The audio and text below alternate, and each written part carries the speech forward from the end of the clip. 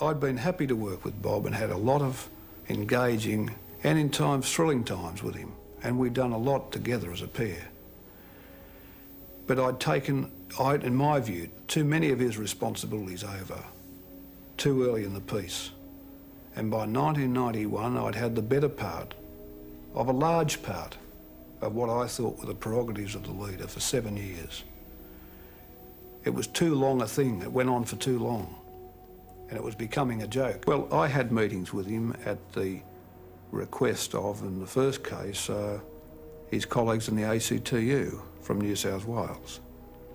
And I met him. I had not, other than exchanged pleasantries with him before that.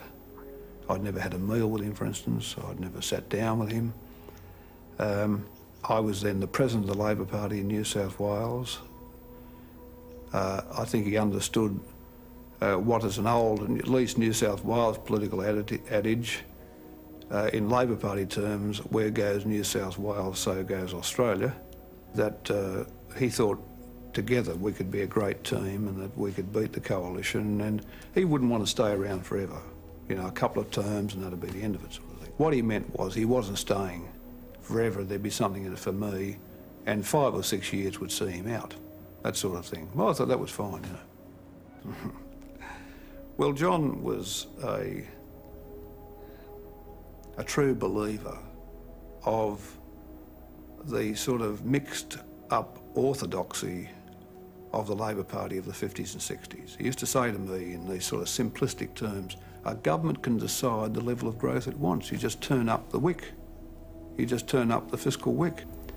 I thought it was important that the Secretary of the Treasury be heard, that he come to the Cabinet meeting and be able to put his view. Now, by that stage, Bob's saying, look, we've decided, let's get it over and done with, let's get it over and done with. But this was not mature. I think as the campaign got underway that we realised, those who were close to him, those of us close to him, how much he'd been affected. And again, we, as a group, his office, my office, a couple of us who were ministers, you know, put in a larger effort to, you know, buttress him in the course of the campaign.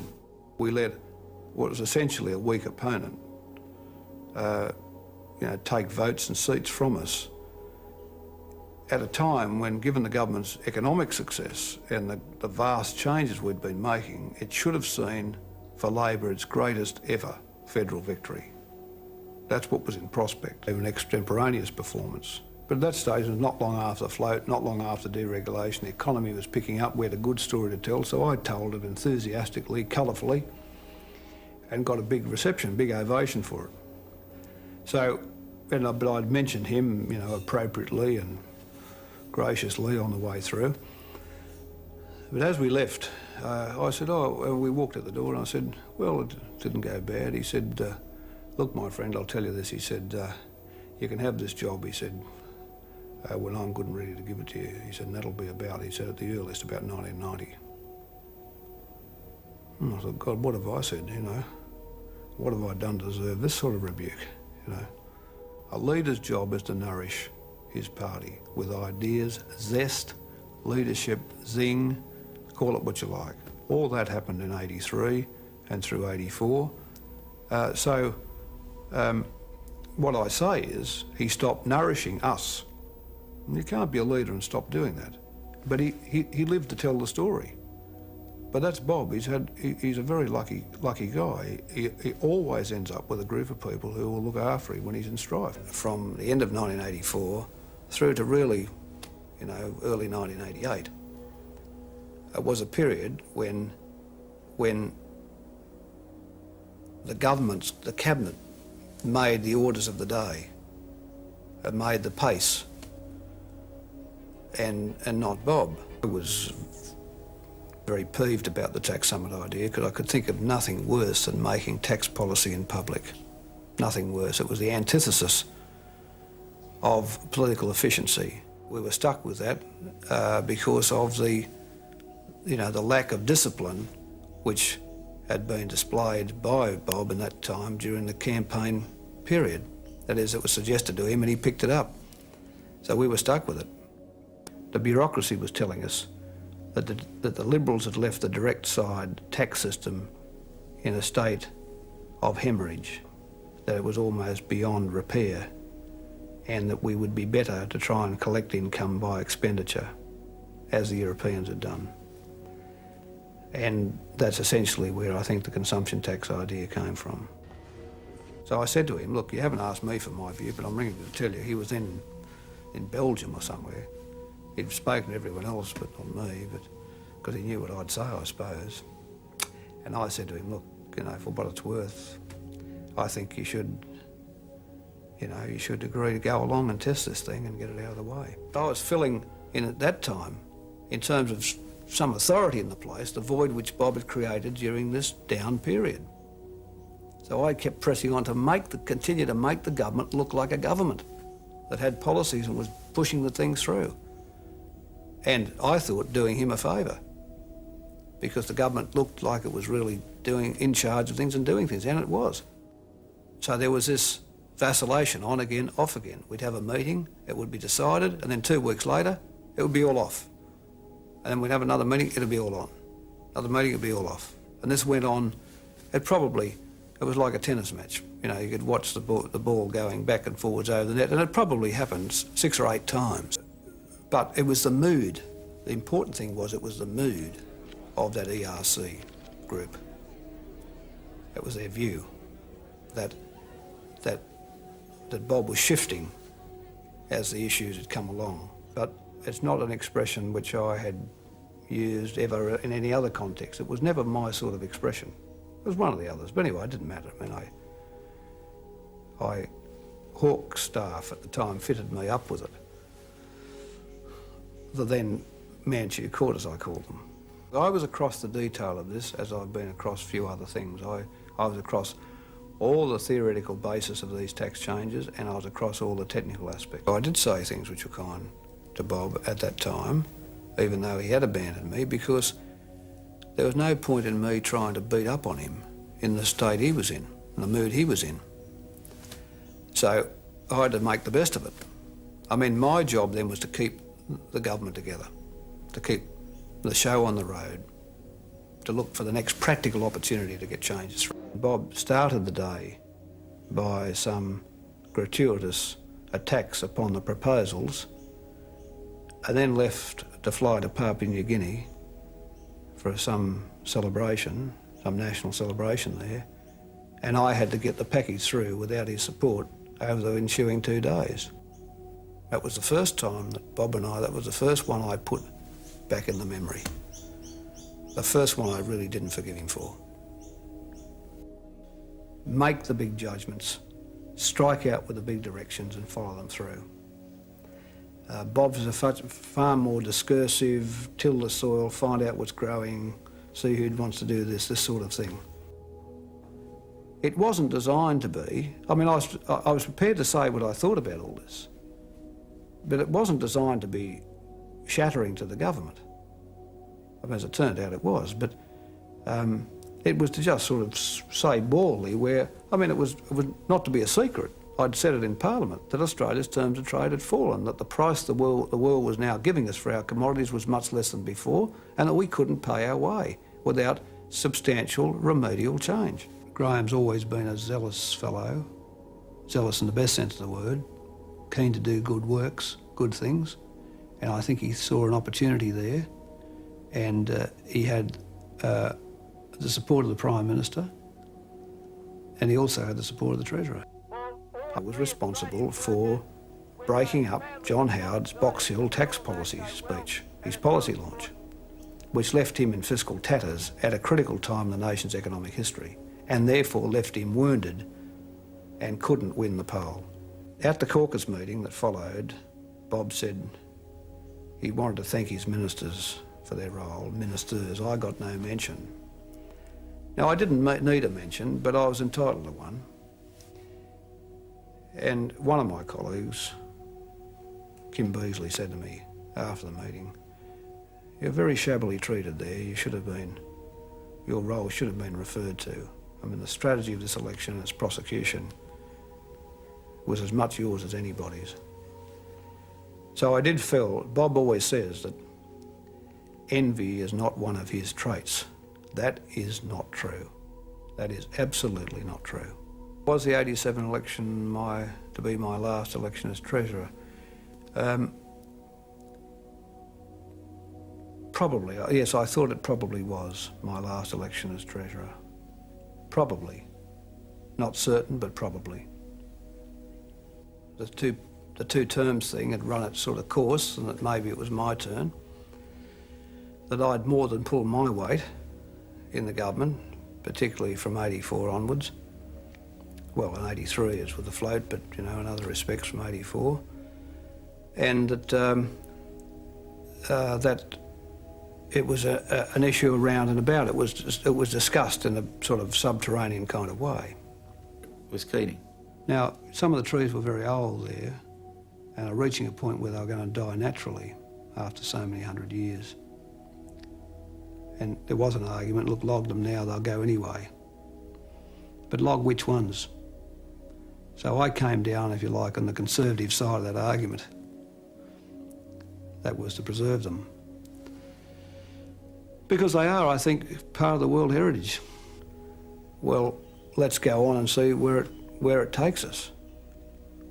But I said, but you've got to want to go on. It's no good half going on. You've got to want to go on. Now, I tested him out a bit on that over the course of that year. I mean, there wasn't a skerrick of appreciation in him in that remark. And I responded, because what it meant was, what he was saying to me was, the partnership's over. I mean, how did he expect me to react? To say, oh, thanks very much, Bob. I mean, I worked like that. I said, listen, Bob, you've always had people in your life who you had as handmaidens to do your work for you, and you cast aside when it suited you, in the ACTU and other things. I am not such a person. So this government's got two leaders within it, and I'm the other one, and you don't treat me like that. Him having said he'd only stay a couple of parliaments and reneging. Now, I mean, I didn't at that stage, to be fair to him, tie him down to that. But to the spirit of it, he gave me an indication, and I expected the spirit of that to be observed. Well, I mean, I thought that, Chifley was Prime Minister and Treasurer. Most premiers are premiers and treasurers. One takes responsibility for the overall direction of policy and has an assistant minister to actually carry the workload of it. I mean, it's possible to do. I still think today it's possible to do. Oh, well, it was a funny little meeting which occurred in this room I'm being interviewed in now. And it didn't last long. And I said, well, look, I'm a bit handicapped where I am. Don't be too hard on me. I've had to carry the can for so much of these changes, which has left you, Bob, free to look, you know, as preen yourself as best you could. But I said at the right time, I'll make the changes which suit me and my personality.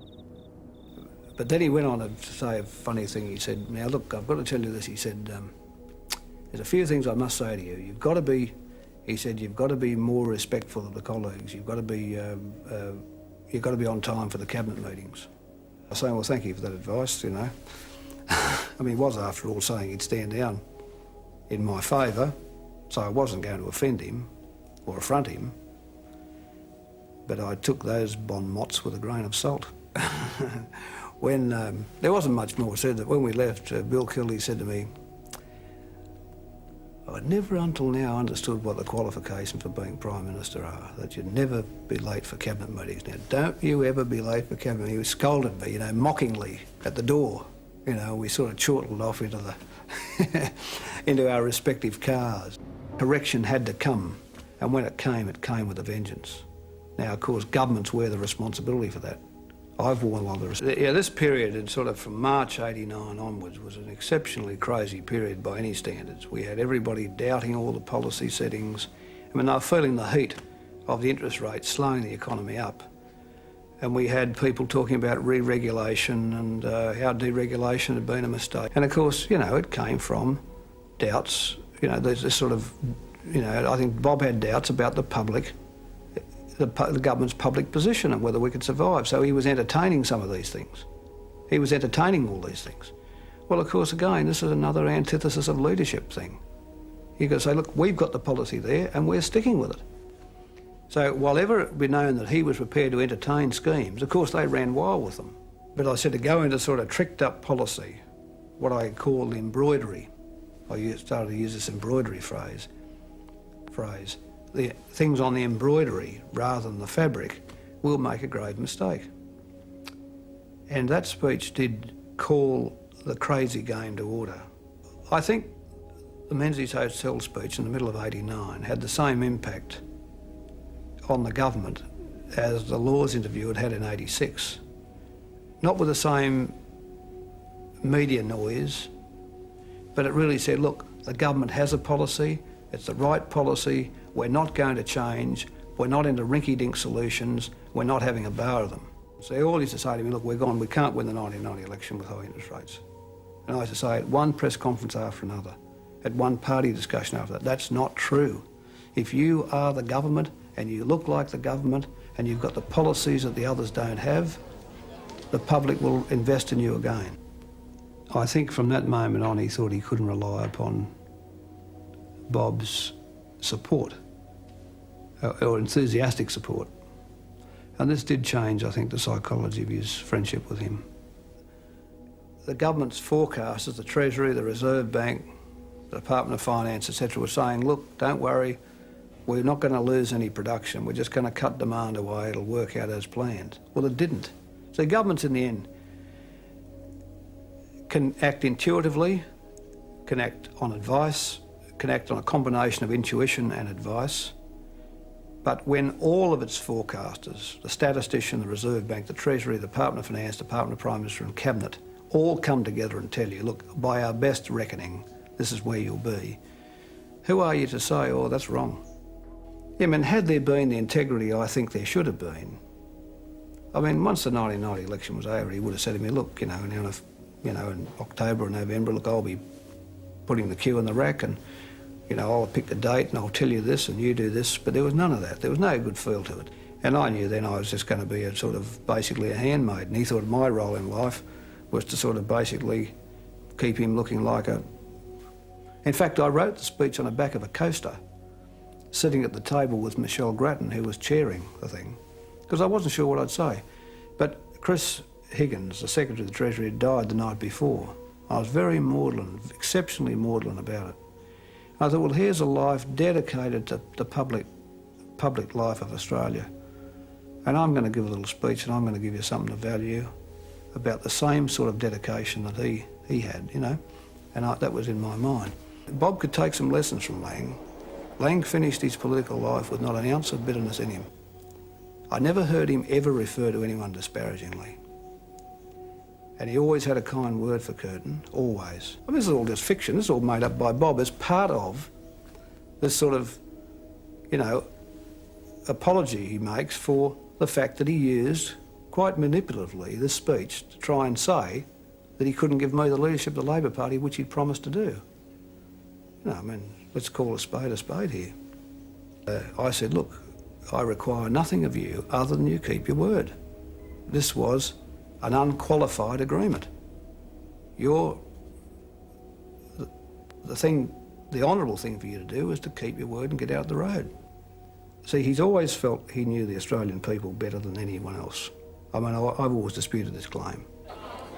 Bob had an easy ride through public life, shoehorned along by many other people, and thought it was all because of his great understanding about them. I don't think he did understand them. I mean, I'll back my loyalty to this country and my patriotism against Bob Hawke's any day. I would have to put the budget together in 1991, change all the policy, carry the burden of that change, sell it all, work myself into the ground, try and win another poll, and for which I'd be told afterwards he'd thank his ministers again, and I would be left waiting another time until some of the people in the caucus decided it might be my time. So I said, hey, listen, I'm not here as handmaidens for you guys, you make your mind up. I've done enough for you for long enough, too much in fact. Here that the rest of us should beaver away and be producing tricks and say, well, how's this for an act, and After that's over, now let me do another one for you, and how's that one, and what about another one, and do this for year after year after year, was Bob sort of adjudicating, giving marks. Well, you know, that was no longer possible. But in hindsight, that statement should have been a political statement. It should have been much more about the future, much more about the whole settings of policy than simply about industry policy. And I think had it been, we would have gained a year instead of lost a year in terms of the fight against the recession. It was a case of either walk away and not mention the fact that we'd made an agreement at Kirribilli House.